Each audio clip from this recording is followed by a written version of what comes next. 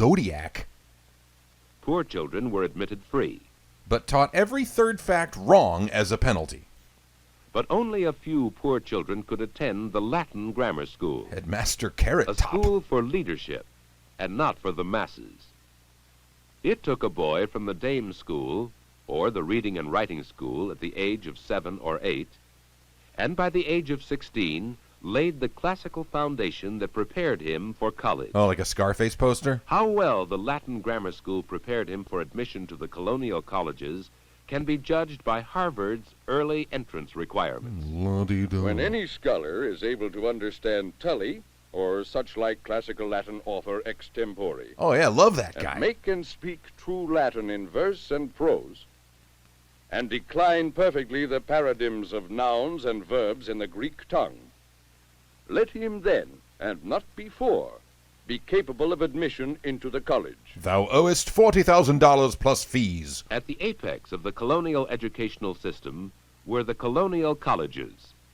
They all started as small liberal arts colleges bearing no resemblance to the modern university. Yeah, way more The smokestacks. purpose of Yikes. all these colleges was to give classical and religious training, Righteous. but some of them offered scientific as well as classical subjects. This was especially true of Pennsylvania. Yo, where my Quakers at? In these early schools, we can see the beginnings of our present educational system. The dame school, equivalent to our kindergarten. The reading and writing school, which was the elementary school of the colonies. Hey, Ginger And Ichabod, the down in Latin front. grammar school that prepared boys for college. And lifelong debt. This was the pattern of education in New England at the middle of the 18th century. But the middle colonies and southern colonies followed different patterns because of their different cultures. Someday these cultures would go to war over things like Santa's skin color and To the halftime middle shows. colonies came the Dutch to New Amsterdam, Why they changed it, I the can't Quakers say. to Pennsylvania, the Catholics to Maryland. Indonesia to the Each Indonesians. family wanted instruction in its own religious faith. With no filthy Unitarians. Family ties and language ties were too strong to be broken. Therefore, free school systems were not established in the middle colonies. What about barbers? For Were each they family established? wanted a school that would train its children in its own particular faith. Yeah, you mentioned that mere moments in this ago. cloister at Ephrata, Pennsylvania, as early as 1732, Seventh-day Baptists had taught a writing school.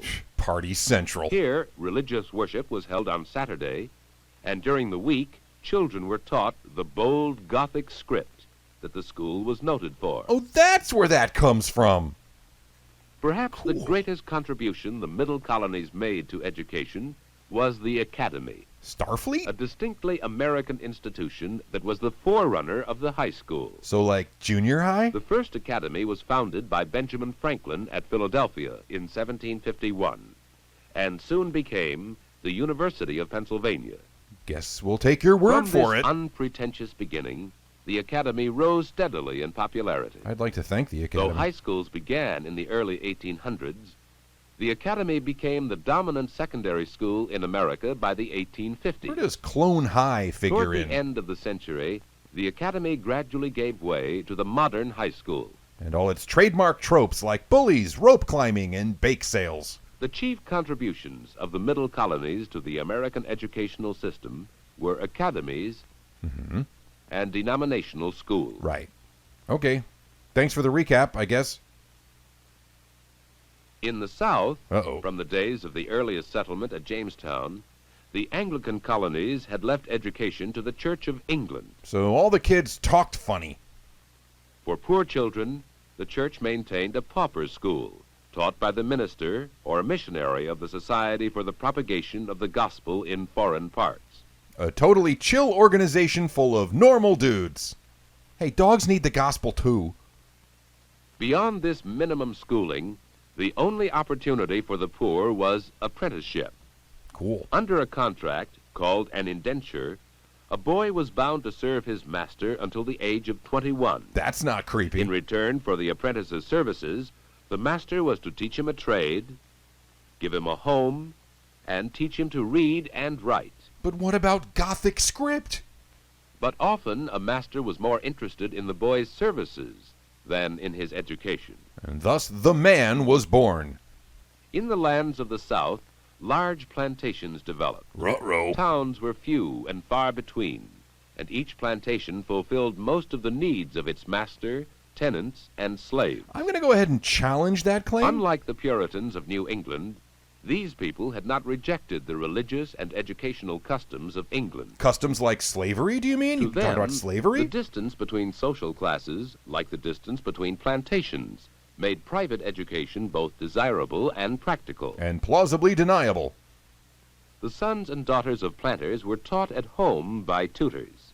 Toot, toot. In addition to the fundamentals, Fundamentals. a girl learned the social graces, and a boy learned authority. You can't learn authority, you have to take it. For the son of a planter might someday manage his father's plantation, It's called generational blood guilt. or become a member of the House of Burgesses. Here at the capital at Williamsburg, and elsewhere throughout the colonies, there was talk of independence. Yep, we're going to declare it. Even the new editions of the New England Primer reflected the changing feeling toward the crown. Did it. The verse of the illustrated alphabet that had read, "Our King the good, no man of blood," became, "Kings should be good, not men of blood." Oh, damn! There is no way of estimating the influence of colonial schools on revolutionary thought. I don't know. I'm estimating it right now. In 1776, America moved from colonial status to independence. Oh, yeah, I heard about that. The United States became a nation, with vast territories to be settled and divided into states. This was a mistake. As land was ceded to the federal government, Congress provided for the orderly progress of the Northwest Territory toward statehood. Quick, choose a motto and a bird. The Ordinance of 1787 set aside the 16th section of every township for the support of education. Final Fantasy The Tactics. sale of these land grants formed the basis of school funds in most states west of the Alleghenies. Is this going to be on the midterm? Is there going to be a midterm? What's a midterm? So ended a century and a half of education, marked by an intermixture of religious, civil, and private control, Pop quiz. Fix the shoe. of apprenticeship, of plantation and pauper schools in the South, But enough about those. and denominational schools in the middle colonies. Don't forget the Gothic script. But the laws of New England had set a pattern that the new nation was later to follow. An example of compulsory education in public schools, officially supervised and publicly supported. I guess. However, it took another century for this New England pattern to spread over the entire country and bring system to American education. This movie completely glosses over Welcome Back, Kotter and Head of the Class. Fun with Shorts is made possible by these smart, attractive patrons. Join us at patreon.com/Josh Way for lots of fun with shorts, behind-the-scenes goodies, art, movie reviews, and deep, dark confessions on an exclusive podcast feed. All for a pledge as small as $1 per post. We will see you next time for more fun with additional shorts. Goodbye.